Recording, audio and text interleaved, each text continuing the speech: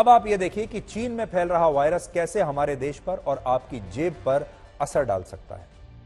असल में चीन के मौजूदा संकट से ग्लोबल सप्लाई चेन्स बहुत बुरी तरह प्रभावित हुई हैं। टेक्नोलॉजी से लेकर फार्मा इंडस्ट्री तक चीन दुनिया भर की बड़ी बड़ी कंपनियों के लिए वो देश है जो उन्हें मोबाइल फोन्स, गाड़ियां, लैपटॉप्स और दवाइयां बनाने के लिए रॉ मटेरियल देता है। लेकिन जब से कोविड के मामले बढ़ने शुरू हुए हैं, तब से वहां लेबर शॉर्टेज पैदा हो गई है। यानी वहां पर लोग अब काम करने के लिए फैक्ट्रियों में जा नहीं पा रहे, फैक्ट्रियां बंद हो गई हैं, जिसकी वजह से चीन में इकोनॉमिक रिकवरी अभी बहुत मुश्किल दिख रही है। और संभव है कि चीन में उत्पादन घटने से वो दुनिया को उसकी जरूरत का कच्चा माल अब आने वाले समय में ना दे पाए। और अगर ऐसा हुआ तो इसका भारत पर और आप पर बुरा असर पड़ेगा। चीन जिन देशों को सबसे ज्यादा एक्सपोर्ट करता है, यानी जिन देशों को अपना सामान और अपनी सेवाएं सबसे ज्यादा बेचता है, उनमें भारत तीसरे स्थान पर है पूरी दुनिया में।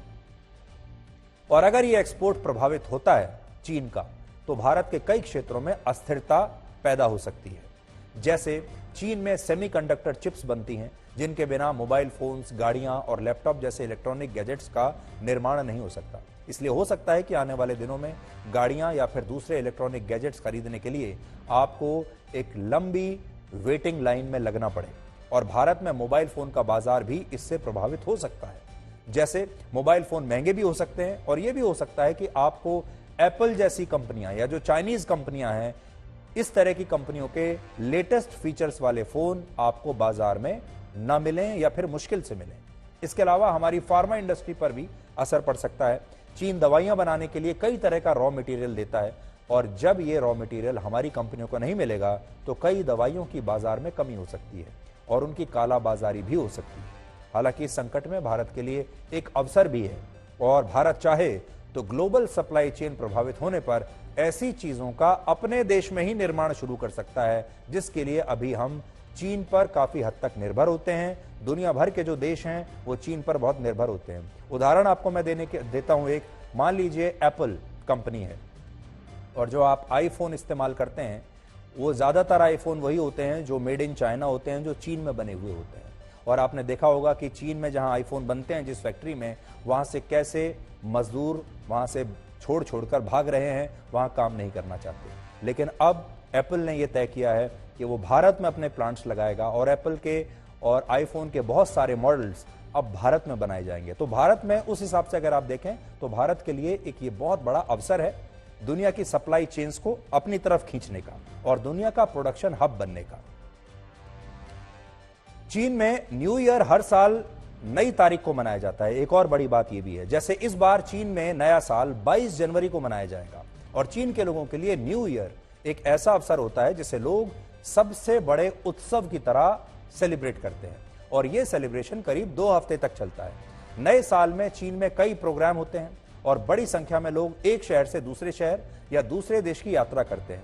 आप यह मानकर चलिए कि अपने नव वर्ष पर चीन के लोग सबसे ज्यादा ट्रैवल करते हैं, सबसे ज्यादा दूसरे देशों की यात्राएं करते हैं। और इस वजह से इस बार नए साल पर, यानी 22 जनवरी के बाद, चीन में और पूरी दुनिया में कोविड का संक्रमण और भी ज्यादा बढ़ सकता है। अगर पूरी दुनिया ने चीन से आने वाली फ्लाइट्स पर प्रतिबंध नहीं लगाया, तो फिर पूरी दुनिया में चीन के लोग इस वायरस को फैला देंगे, और चीन के अंदर भी, क्योंकि लोग काफी यात्राएं करेंगे। ऐसे ये वो समय होता है जब चीन के लोग अपने घरों में जाते हैं, वापस जहां काम कर रहे होते हैं वहां से अपने होम टाउन्स जाते हैं। जैसे हमारे देश में भी ये परंपरा है, जब हम दिवाली पर या त्योहारों पर जाते हैं, ऐसे ही चीन में भी होता है। तो ये संक्रमण अभी और ज्यादा बढ़ेगा। एक बड़ी बात यह भी है कि ये जो कोविड की बीमारी है, ये सोशल रिस्पॉन्सिबिलिटी की बीमारी है, जिसमें आपकी सामाजिक जिम्मेदारी ये है कि अगर आपको ये संक्रमण होता है तो आप इसकी जानकारी सबसे पहले स्वास्थ्य एजेंसियों को देंगे, और अपने आसपास के लोगों को भी इसके बारे में बताएंगे, ताकि वो सतर्क हो जाएं, और फिर आप खुद अपने आप को आइसोलेशन में ले जाएं। कोविड के नए वेरिएंट में एक व्यक्ति 10 से 18 लोगों को संक्रमित कर सकता है, लेकिन अगर आप अपनी सामाजिक जिम्मेदारी निभाते हैं तो इसे आप अपने तक ही रोक सकते हैं। तो अगर आप गैर जिम्मेदार तरीके से इस बार इस बीमारी के बारे में इसे डील करते हैं, तो आप अपने आगे 10 से 18 लोगों को और यह संक्रमण दे सकते हैं, लेकिन अगर आप जिम्मेदारी से पेश आएंगे तो आप इस संक्रमण को रोक भी सकते हैं।